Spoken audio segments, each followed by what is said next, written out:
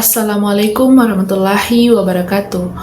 Halo teman-teman, perkenalkan nama saya Suhufil dengan NIM 1057301103123 kelas PA23A mata kuliah auditing lanjutan.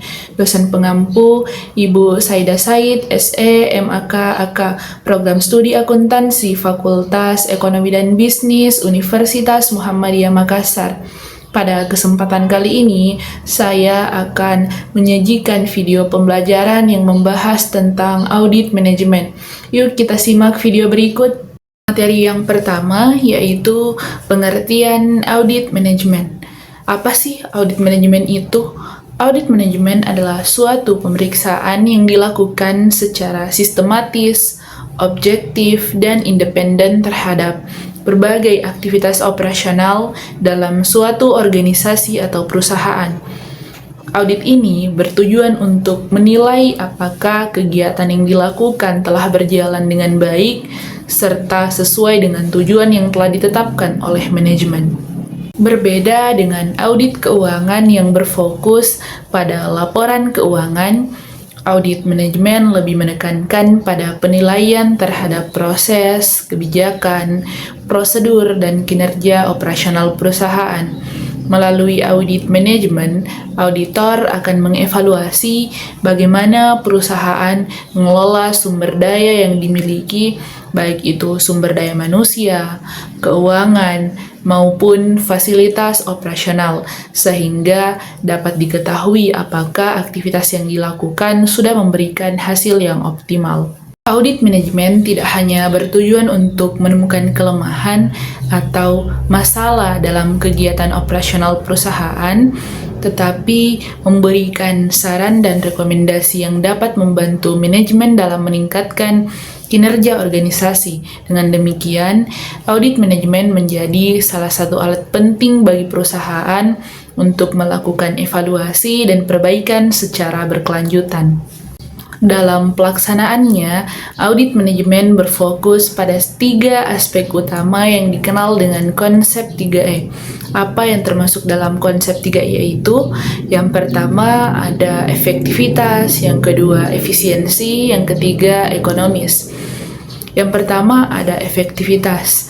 Efektivitas adalah ukuran yang menunjukkan sejauh mana suatu organisasi atau perusahaan berhasil mencapai tujuan dan target yang telah ditetapkan. Suatu kegiatan dikatakan efektif apabila hasil yang diperoleh sesuai dengan sasaran yang diharapkan.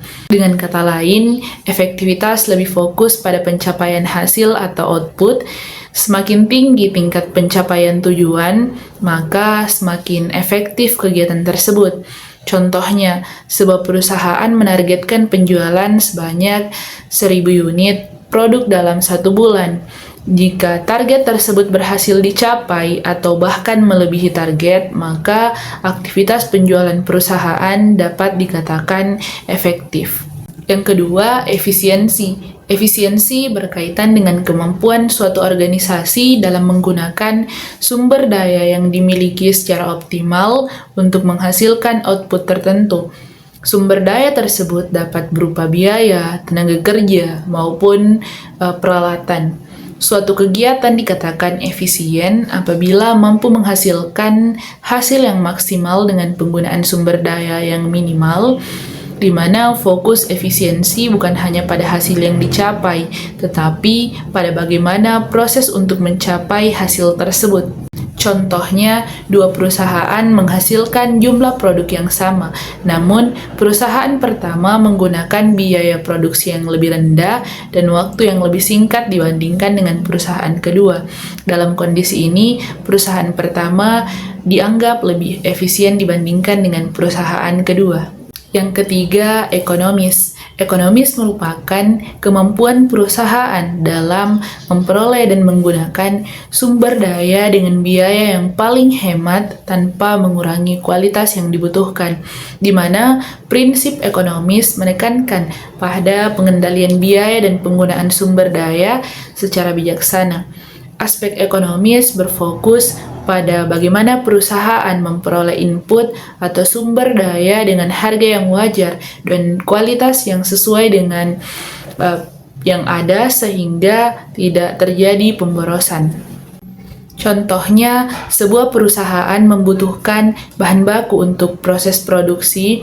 Setelah melakukan perbandingan dengan beberapa pemasok, perusahaan memilih pemasok yang menawarkan kualitas bahan baku yang sama dengan harga yang lebih murah, di mana tindakan tersebut mencerminkan prinsip ekonomis karena perusahaan dapat menghemat biaya tanpa mengorbankan kualitas. Dari ketiga prinsip yang telah saya sebutkan tadi, ketiga prinsip tersebut saling berkaitan dan digunakan untuk menilai kualitas kinerja suatu organisasi secara menyeluruh, di mana suatu organisasi tidak cukup hanya efektif dalam mencapai tujuan, tetapi harus efisien dan menggunakan sumber daya dan ekonomis dalam mengelola biaya.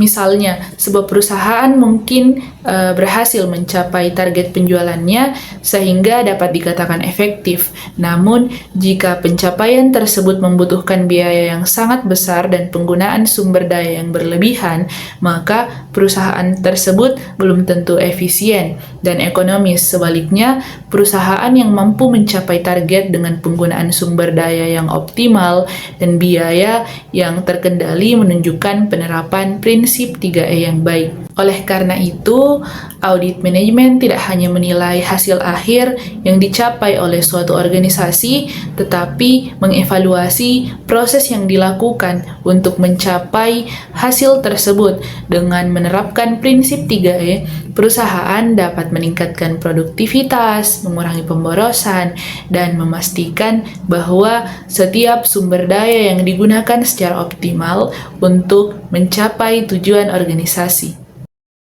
Tujuan audit manajemen. Audit manajemen dilaksanakan untuk membantu organisasi dalam mengevaluasi berbagai aktivitas operasional yang dijalankan. Melalui audit manajemen, perusahaan dapat mengetahui apakah kegiatan yang dilakukan telah berjalan sesuai dengan tujuan yang telah ditetapkan, serta apakah sumber daya yang dimiliki telah dimanfaatkan secara optimal. Selain itu, audit manajemen juga berperan dalam mengidentifikasi kelemahan yang ada dan memberikan rekomendasi untuk meningkatkan kinerja organisasi. Berikut ada beberapa tujuan utama dari audit manajemen. Yang pertama, menilai efektivitas operasional. Salah satu tujuan utama dari audit manajemen adalah untuk menilai efektivitas operasional perusahaan, di mana auditor akan mengevaluasi apakah kegiatan yang dilakukan telah mampu mencapai tujuan dan target yang telah ditetapkan oleh manajemen, di mana penilaian efektivitas penting dilakukan untuk mengetahui tingkat keberhasilan suatu program, kebijakan, atau aktivitas operasional dalam mendukung pencapaian tujuan organisasi. Contohnya, jika perusahaan menargetkan peningkatan penjualan sebesar 20% dalam 1 tahun, auditor akan menilai apakah target tersebut berhasil dicapai dan faktor-faktor apa saja yang mempengaruhinya. Yang kedua, untuk meningkatkan efisiensi. Audit manajemen juga bertujuan untuk mengidentifikasi adanya pemborosan dalam penggunaan sumber daya perusahaan, baik itu berupa waktu, tenaga kerja, biaya, maupun fasilitas operasional. Melalui evaluasi yang dilakukan, auditor dapat menemukan proses kerja yang kurang efektif atau penggunaan sumber daya yang berlebihan, sehingga perusahaan dapat melakukan perbaikan dan meningkatkan efisiensi operasional. Contohnya, auditor menemukan bahwa suatu pekerjaan dilakukan secara berulang oleh beberapa bagian yang berbeda, di mana kondisi ini dapat menyebabkan pemborosan waktu dan tenaga kerja sehingga perlu dilakukan penyederhanaan proses kerja. Yang ketiga, untuk menilai tingkat kehematan. Tujuan berikutnya adalah untuk memastikan bahwa perusahaan menggunakan sumber daya secara hemat dan ekonomis tanpa mengurangi kualitas yang dibutuhkan. Auditor akan menilai apakah perusahaan telah memperoleh bahan baku, peralatan, atau sumber daya lainnya dengan biaya yang wajar dan sesuai dengan kebutuhan operasional. Contohnya, perusahaan dapat menghemat biaya produksi dengan memilih pemasok yang menawarkan kualitas bahan baku yang sama, tetapi dengan harga yang lebih kompetitif. Tujuan yang keempat yaitu untuk mengevaluasi pengendalian internal.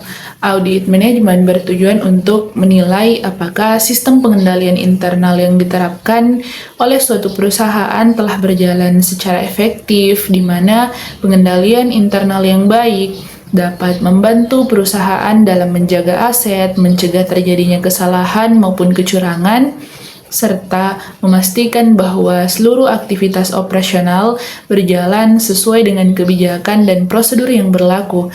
Contohnya, auditor menilai apakah terdapat pemisahan tugas yang jelas antara bagian yang melakukan transaksi dan bagian yang melakukan pencatatan agar resiko kecurangan dapat diminimalkan. Selanjutnya, tujuan yang terakhir atau yang kelima yaitu untuk memberikan rekomendasi perbaikan. Selain melakukan penilaian, audit manajemen juga bertujuan untuk memberikan rekomendasi kepada manajemen untuk memperbaiki kelemahan yang ditemukan selama proses audit. Rekomendasi yang diberikan diharapkan dapat membantu perusahaan untuk meningkatkan kualitas operasional, memperbaiki sistem yang kurang efektif, dan mendukung pencapaian tujuan organisasi secara lebih optimal. Contohnya, jika ditemukan proses kerja yang terlalu panjang dan rumit, auditor dapat merekomendasikan penyederhanaan proses agar pekerjaan menjadi lebih cepat dan efisien.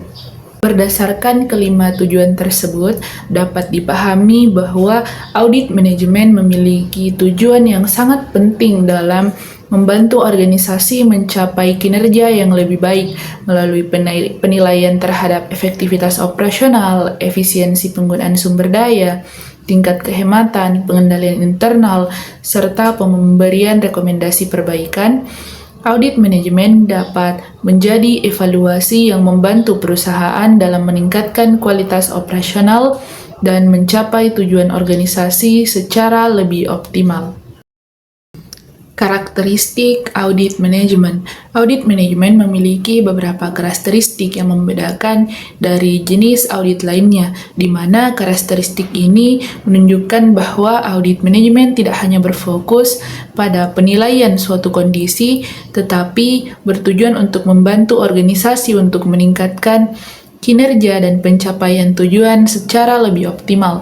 Dengan memahami karakteristik audit manajemen, perusahaan dapat mengetahui bagaimana proses audit dilakukan dan manfaat yang dapat diperoleh dari hasil audit tersebut. Yang pertama, berorientasi pada masa depan. Salah satu karakteristik utama dari audit manajemen adalah berorientasi pada masa depan. Audit manajemen tidak hanya menilai kondisi atau kinerja yang telah terjadi, tetapi memberikan rekomendasi yang dapat digunakan untuk memperbaiki dan meningkatkan kinerja organisasi pada masa yang akan datang. Melalui temuan dan saran yang diberikan auditor, manajemen dapat mengambil langkah-langkah perbaikan agar masalah yang sama tidak terulang, serta dapat meningkatkan efektivitas operasional perusahaan. Contohnya, jika auditor menemukan proses produksi yang sering mengalami keterlambatan, auditor akan memberikan rekomendasi untuk memperbaiki sistem kerja sehingga produktivitas dapat meningkat di masa mendatang. Yang kedua, fokus pada kegiatan operasional. Karakteristik berikutnya adalah fokus pada kegiatan operasional perusahaan, di mana audit manajemen lebih menekankan pada pemeriksaan aktivitas, produksi, kebijakan, dan proses kerja yang dilakukan dalam suatu organisasi. Auditor akan menilai apakah kegiatan operasional telah berjalan sesuai dengan tujuan perusahaan, serta apakah proses yang dilakukan sudah memberikan hasil yang optimal. Contohnya, auditor dapat mengevaluasi proses pelayanan pelanggan, sistem produksi, atau aktivitas pemasaran untuk mengetahui tingkat efektivitas pelaksanaannya. Yang ketiga, untuk menilai efektivitas, efisiensi, dan ekonomis. Audit manajemen selalu berpedoman pada prinsip 3E, yaitu efektivitas, efisiensi, dan ekonomis. Yang keempat, bersifat independen dan objektif. Audit manajemen harus dilakukan secara independen dan objektif. Auditor tidak boleh dipengaruhi oleh kepentingan pribadi maupun tekanan dari pihak tertentu sehingga hasil audit dapat dipercaya dan mencerminkan kondisi yang sebenarnya. Yang kelima, memberikan rekomendasi perbaikan. Karakteristik yang membedakan audit manajemen dengan beberapa jenis audit lainnya adalah adanya rekomendasi perbaikan, di mana auditor tidak hanya menyampaikan temuan atau masalah yang ditemukan, tetapi memberikan saran yang dapat membantu organisasi memperbaiki kelemahan yang ada, di mana rekomendasi tersebut menjadi dasar bagi manajemen dalam mengambil keputusan dan melakukan tindakan perbaikan untuk meningkatkan kinerja suatu perusahaan. Yang keenam, ruang lingkup yang lebih luas. Audit manajemen memiliki ruang lingkup yang sangat luas karena dapat diterapkan pada berbagai fungsi dan aktivitas dalam suatu organisasi. Audit tidak hanya dilakukan pada satu bagian tertentu, tetapi dapat mencangkup seluruh kegiatan operasional perusahaan. Fungsi yang dapat diaudit antara lain bagian pemasaran, sumber daya manusia, produksi, keuangan, logistik, hingga sistem informasi. Ruang lingkup audit manajemen. Ruang lingkup audit manajemen mencangkup berbagai fungsi dan aktivitas yang terdapat dalam suatu organisasi. Audit manajemen tidak hanya berfokus pada satu bagian tertentu, tetapi dapat dilakukan pada seluruh aspek operasional perusahaan untuk menilai apakah kegiatan yang dilaksanakan telah berjalan secara efektif, efisien, dan ekonomis. Berikut ada beberapa ruang lingkup utama dalam audit manajemen. Yang pertama, audit fungsi keuangan. Audit fungsi keuangan bertujuan untuk menilai bagaimana perusahaan mengelola sumber daya keuangan. Auditor akan mengevaluasi efektivitas penganggaran, pengendalian biaya, penggunaan dana, serta kebijakan keuangan yang diterapkan oleh perusahaan. Yang kedua, audit fungsi sumber daya manusia atau SDM. Audit pada fungsi sumber daya manusia dilakukan untuk mengevaluasi efektivitas pengelolaan tenaga kerja dalam suatu organisasi. Pemeriksaannya mencangkup proses rekrutmen, seleksi, pelatihan, pengembangan karyawan, penilaian kinerja, hingga sistem kompensasi. Yang ketiga, audit fungsi pemasaran. Audit fungsi pemasaran berfokus pada penilaian terhadap strategi pemasaran yang diterapkan oleh perusahaan. Auditor akan mengevaluasi kegiatan promosi, distribusi produk, pelayanan pelanggan, serta pencapaian target penjualan. Yang keempat, audit fungsi produksi atau operasional. Audit fungsi produksi atau operasional dilakukan untuk menilai efektivitas dan efisiensi proses produksi yang berlangsung dalam perusahaan. Yang kelima, audit sistem informasi. Perkembangan teknologi membuat sistem informasi menjadi bagian penting dalam kegiatan suatu perusahaan. Oleh karena itu, audit sistem informasi dilakukan untuk menilai keandalan, keamanan, dan efektivitas sistem yang digunakan organisasi. Yang keenam, audit pengadaan dan logistik. Audit pengadaan dan logistik bertujuan untuk mengevaluasi proses pembelian barang atau jasa, pengelolaan persediaan, penyimpanan, serta distribusi barang dalam perusahaan. Perbandingan audit manajemen dan audit keuangan. Yang pertama, dari segi tujuan. Audit manajemen bertujuan untuk menilai efektivitas, efisiensi, dan ekonomisasi kegiatan operasional, serta memberikan rekomendasi perbaikan. Sedangkan audit keuangan bertujuan untuk memberikan opini mengenai kewajaran penyajian laporan keuangan. Yang kedua, fokus audit. Audit manajemen berfokus pada aktivitas operasional, kebijakan, dan kinerja organisasi. Audit keuangan berfokus pada laporan keuangan dan transaksi keuangan perusahaan. Dan yang ketiga, orientasi waktu.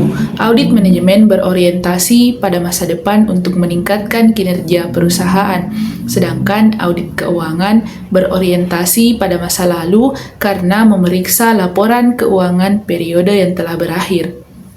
Yang keempat, hasil audit. Audit manajemen menghasilkan temuan dan rekomendasi perbaikan operasional, sedangkan audit keuangan menghasilkan opini auditor mengenai kewajaran laporan keuangan.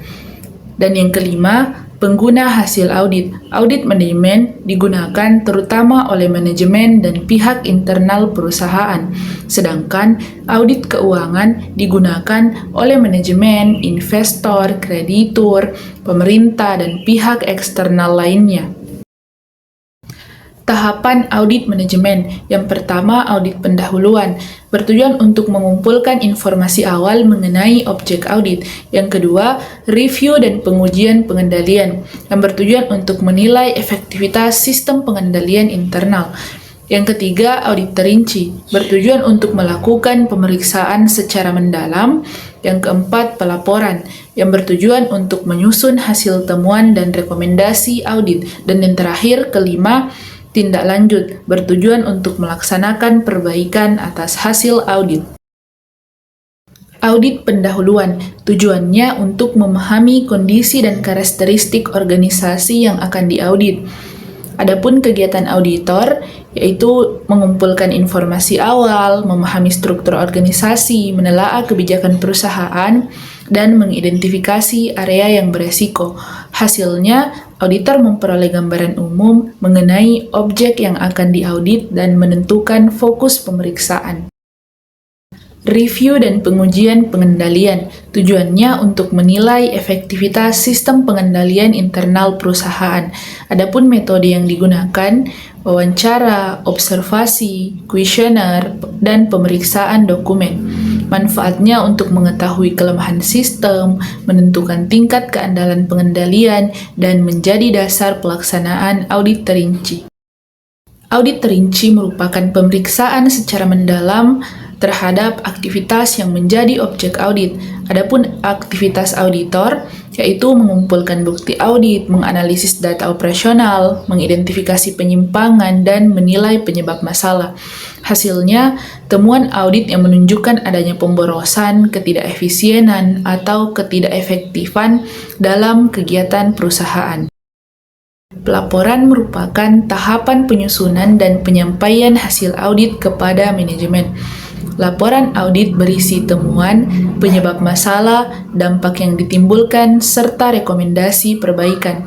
Adapun aktivitas auditor yaitu menyusun laporan audit, menyajikan temuan audit, memberikan rekomendasi perbaikan, dan menyampaikan hasil kepada manajemen. Hasilnya, laporan audit yang menjadi dasar pengambilan keputusan dan perbaikan organisasi. Tindak lanjut merupakan tahapan pelaksanaan rekomendasi yang telah diberikan auditor untuk memperbaiki kelemahan yang ditemukan.